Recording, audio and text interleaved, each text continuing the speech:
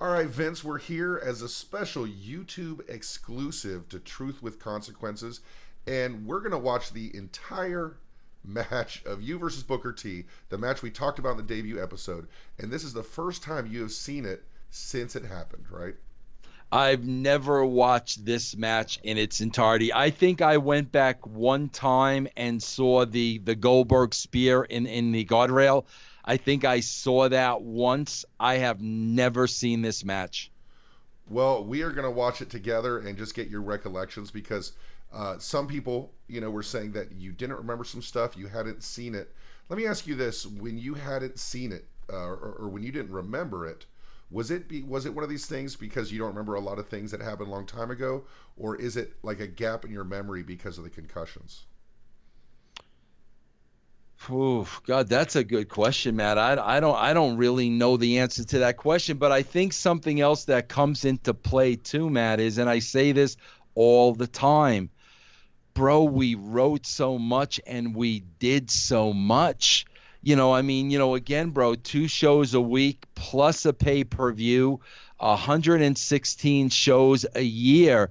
I really have a hard time remembering one from the next one. I always have. It's a lot of content. There are certain things that really stick out. Like, in this match, I will remember Goldberg spearing me through the cage, but I won't remember the nuts and bolts of the match. Well, it'll be as interesting for you as it will be for all the people watching and listening. And what we did is we just did a little search for the match. Of course, you can watch it on the network. We're not going to tell you where to find it, but just do a little search. And we're at 0.0 of the match. If you're on the network, we're closing in right before the match begins. There's a shot of the ramp, and you can see the Titantron above the map or above the ramp that has a picture of Vince Russo with Vampiro behind him. Are you ready to get started, Vince? I am ready. All right, so I'm going to count down. We can watch together in 3, 2, 1, play. Now we'll have to go on mute a little bit. Now, your theme music here is very reminiscent of Iron Man. Did you pick out your theme music? Yeah, I had that theme music all the way back to 1991, Vicious Vincent's World of Wrestling, when I did my radio show on Long Island. This was my open, this music. Now, why are you grabbing your nuts here, Vince? That's kind of weird. Am I grabbing my nuts there, bro? I don't know. That's a good. Maybe I'm a scared, Matt. Maybe I'm a scared. Yeah, maybe you're trying to protect something, but you like now this. I'll tell you right off the bat, Matt, I thought I wore my hockey helmet for this match. I got a full-blown football helmet for this match. Yeah, it didn't do you so much good, as we'll find out. Now, you liked this kind of cage. You didn't like the traditional cage. You liked the Hell in a Cell type cage, right? Yeah, you're talking about like the chain link? No, I'm talking about with the walkway around it. Where you yeah, absolutely. It gives you more freedom to do more stuff. Now, to get the nuts and bolts of this, all you have to do is go to our new podcast, and you can actually find that now at RussoKoonTWC.com. And we're looking at Booker T looking like $1 million. Booker T really wore that belt well, didn't he? Yeah, I'm looking at Booker T right now, Matt. First time I'm ever watching this match, and I'm thinking, like, what was I thinking? But then I'm looking at my character in the ring, character, guys, character. And what I hate, what I love is, like, my character really, like, believes that he could beat up Booker. And there's signs in the audience. There are people that say Russo equals ratings. There's signs that say, we hate Russo. Obviously, you struck a nerve with the fans there in Long Island that night. Yeah, no doubt about it. And like I said, bro, and I've always said this, it's not about booing and cheering. It's about reaction. It's about, are people reacting to you? It's much like Roman Reigns these days. Say whatever you want about Roman. They're reacting and they're buying merch. So whether they love him or hate him, as long as he's striking some kind of a nerve. But you talked about on the podcast, you wanted to be hated, but in Long Island, you didn't want to do the cheap heat thing where you turned on the home crowd. So You're not minding being cheered here.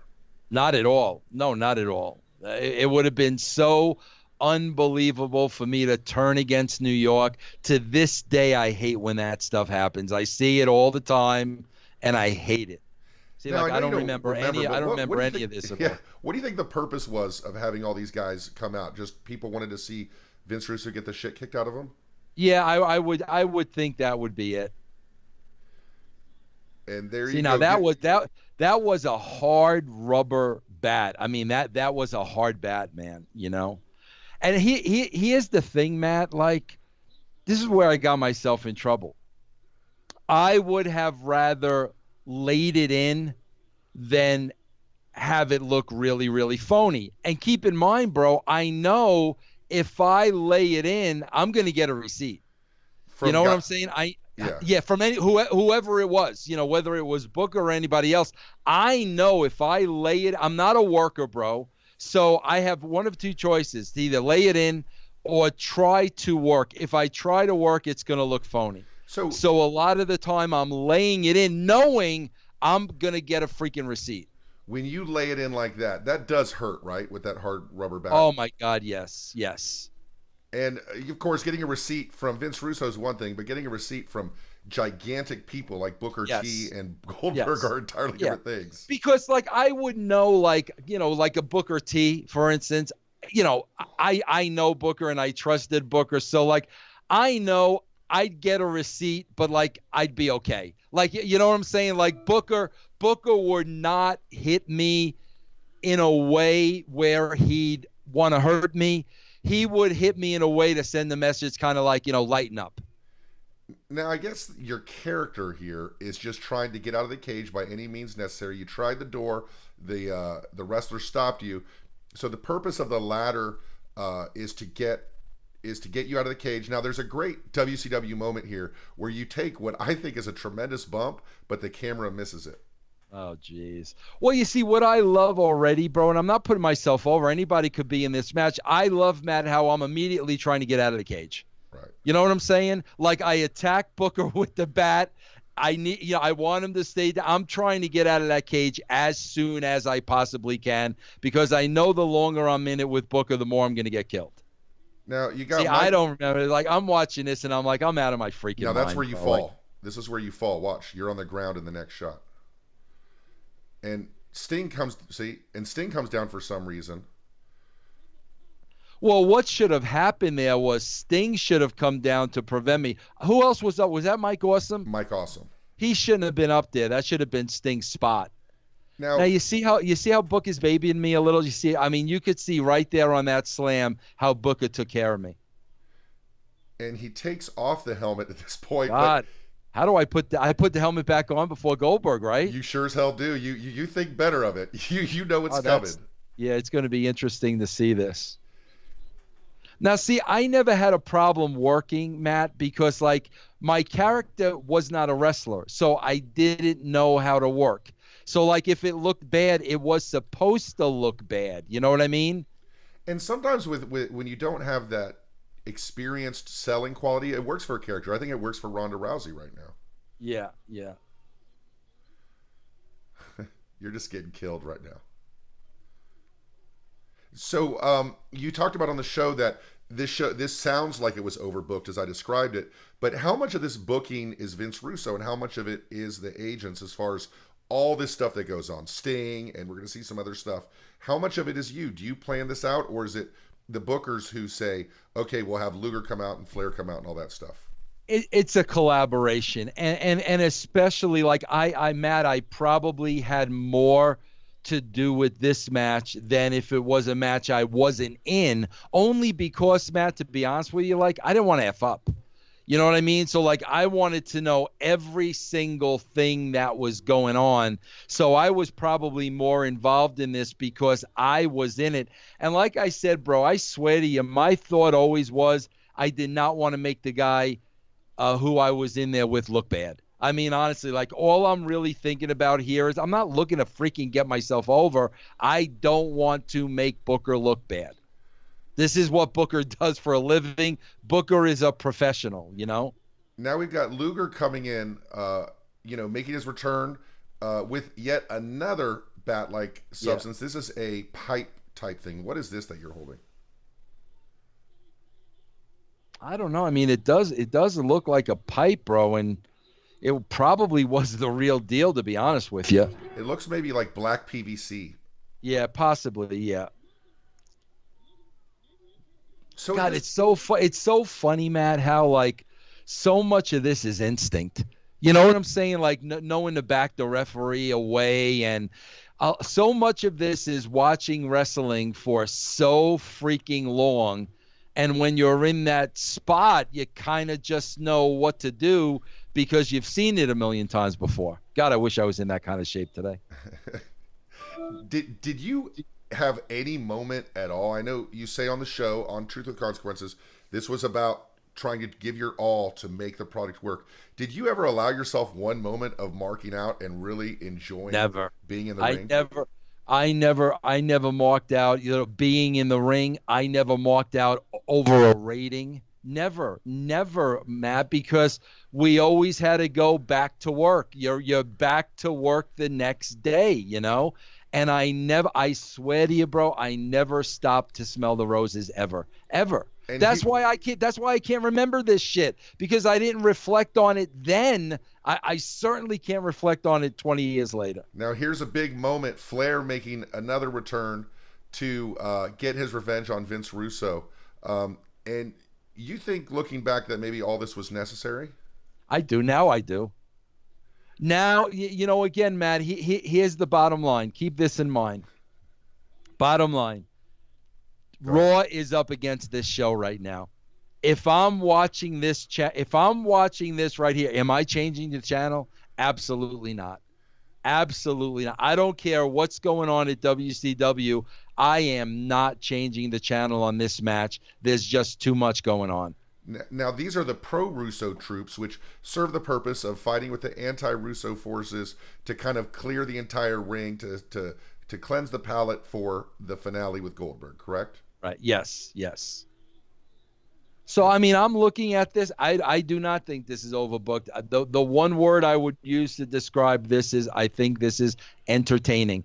And again, I highly doubt that during this, something better is going on at the WWE. But the criticism is that you can't possibly keep this up week after week if you keep. Sure, doing I this. can. Really? Absolutely. I can. Absolutely. I never worried about that, Matt. That's why people like to call this hot shotting. No, bro, this ain't hot shotting. I had the confidence in my writing and my ability that next week's show was going to be better than this week's show. I always had that confidence. I never worried about it, bro. This is not hot shotting. This was the part of the story. And then the next week we'll pick it up from here. I don't think, when people use the word hot shotting, Matt, I don't even think they know what that means. What about the criticism that when you tell a story, you want to think long term, and that you are incapable of doing so? Well, like I said, yeah. I mean, Matt, again, you're writing 2 shows a week. And when you have 2 shows a week in front of you, you're not thinking a month down the road. If you are, you're going past these 2 shows. It's kind of like, Matt, if I'm an NFL team, and in 2 weeks I got the Patriots, and this week I've got the New York Giants. It would be like looking past the Giants and getting to the Patriots. No, bro, I never looked past any week. I wanted every single week to be great. And there it is. That is. Now, did I have my helmet on? You did. You must have reached over for that helmet. See now, bro, that tells you everything right there, bro. I purposely put that helmet back on because I did not trust Goldberg. No doubt about it. That's why I put it back on. And we are looking right there as the match fades out at a heavily concussed Vince Russo, correct? Yes, but that I did not realize the helmet came off and I put it back on. That tells you. I mean, see, bro, that gives you so much of an insight into that the locker room at WCW, the atmosphere at WCW, where I was. I did not trust anybody, and the fact that I had the whereabouts to put that freaking helmet back on, which I never even realized before, that tells you a lot. Well, let's talk about something else. Right before it ended, Booker T is about to walk out and he hears Goldberg's music. You always preach reality. That must have been mistimed. That Booker T had a chance to win the match and chose not to win the match and stood there dumbfounded as Goldberg made his way down the ramp, right? He stood there too long. Now, I think it would have been okay for him to stand there for a couple of seconds because of the element of surprise. You know what I'm saying? Right. I mean, and there are some theatrics involved. So, Booker's got to sell that for a couple of seconds, but he probably stood there too long. I don't know if the timing was off and Goldberg came out too late. I don't know. But yeah, bro, that was definitely a timing issue. Is that the bad side? Is that maybe a criticism that could hold water? Is that if you have so much going on, it's hard to time that stuff out correctly? Yeah, it is. It is, Matt, but we're professionals, bro. We're supposed to be professionals. So, I'm not going to water it down, just in case, Book is late with that cue or Goldberg, or I'm late with the cue. We're professionals, bro. We should be able to carry it out. Well, we sat here and we watched it for the first time. Of course, if you want to hear the entire story, go to RussoKoonTWC.com or download on your favorite podcast platform. Vince, as you watched it just now, did any memories come back to you? God, bro, the only thing I really remember in that match is the Goldberg spot. I really remember because that was really like the beginning of the end. And when I look at it now, bro, I'll be honest with you, Matt. Oh my God, I hate to, I was going to say Goldberg did me a favor because that was like really the last straw, and that was my out at WCW. That was it for you. That was it for me. However, on the other side of the coin, Matt, I got to be honest with you. I know I still have after effects of that to this very day. So like where the good news is that got me out of WCW because I legitimately, had to go back to the neurologist. And that's when he basically said, bro, you gotta stop. And, it wasn't even the wrestling. I said this in the show. He said, you cannot be in any type of stressful situation right now. And so that's when I left WCW. But like I said, in the same token, I still feel those effects today, man. And if you want to hear more about those effects or more about this match, of course, listen to our debut episode of Truth with Consequences, Vince Russo's brand new podcast. So watching this match, seeing how booked it was, seeing all the things involved from Luger to Flair to Goldberg, Steiner coming out, all those wrestlers, Mike Awesome slipping and on the top of the cage. There's nothing that you would change. You wouldn't do anything differently today, would you? No, the only thing I would have done differently were two things. The Booker timing, but that's a timing issue. So it was laid out the right way, but that's a timing issue. Who knows what happened? And number two, I don't know why we would have had anybody on the top of that cage when Sting rappelled down. That 100% should have been Sting's spot. It also should have been a little closer where it looked like I was just about to get out and then Sting rappelled down. So again, I think that was another timing issue that could have been done a lot better. Yeah, it was weird. Like Awesome had no business on the cage. With Sting coming down to prevent you from escaping probably would have been a much cooler moment. Yeah. Now it's quite possible, bro, that with so much going on and so many people involved, bro, it's possible, Awesome maybe didn't even know Sting was coming down. Right. That's quite possible. But yeah, that top, the roof should have been absolutely clear for Sting. Well, thank you again for joining us, Vince. This is our first Truth with Consequences YouTube exclusive. Of course, we want everyone to go to the show. We've had a lot of great feedback, and I think you've enjoyed the feedback as well. No, I have, bro. Positive, negative. I'm willing to explain everything. Like I think somebody came up with a great question last week I didn't have an answer to when they said somebody asked the question if you were going to put the title up for a tournament anyway, then why didn't the match end in a draw? And because we would have been at the same place. And I said to the guy, bro, honestly, like we never even discussed that. Like that was never a thought, and I can't tell you why. Like I really think, bro, like because the creative team was a television team, and I think the idea of me in the cage with Booker and the spear through the cage a second before, I think they all liked that. I mean, I think they all felt that that was really, really good television, a lot better than, it being a draw and the title being held up. But like I said, that was something that was just never discussed. But the thing people don't like, I mean, honestly, the thing that people don't like is Vince Russo. Maybe in the narrative, but outside the narrative, when people criticize that, they don't like the fact that Vince Russo walked away with the championship. They felt you had no business doing that. Bro, I did not realize this until we did this show. I put a title on 6. 6. We thought it was 5. Right. Somebody sparred me up and said it was 6. 6 non-wrestlers in my time at WWE and WCW. God, bro, I might have done it at TNA. I don't remember doing it, though. But, bro, what that's telling you is it doesn't matter that it was Vince Russo. It's television.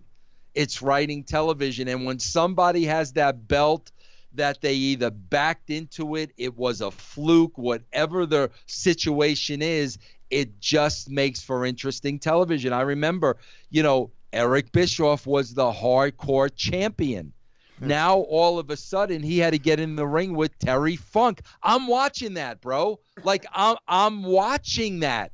And, putting the European title on Shane McMahon. Somebody had to remind me of that. I forgot all about that.